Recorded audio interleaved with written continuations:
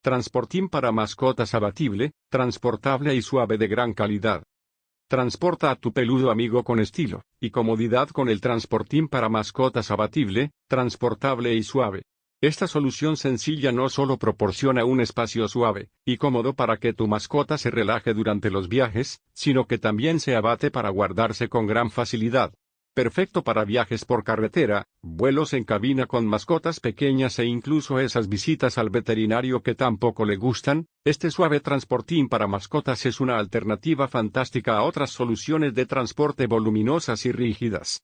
Proporciona a tu peludo amigo una experiencia de viaje menos estresante gracias a los diferentes paneles con ventanas enrejilladas que le proporcionan visibilidad, el espacio para guardar golosinas y juguetes, la cama de piel sintética y otras características.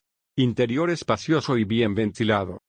Este transportín para mascota de poliéster y policloruro de vinilo, PVC, con laterales suaves cuenta con un interior amplio y de techo alto que ayudará a reducir la ansiedad que producen los viajes a tu mejor amigo.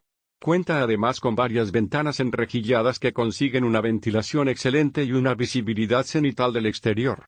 Cuando no vaya a utilizarse, el bastidor estructurado de este transportín puede abatirse para guardarse inmediatamente sin esfuerzo. Síguenos, comparte, gracias.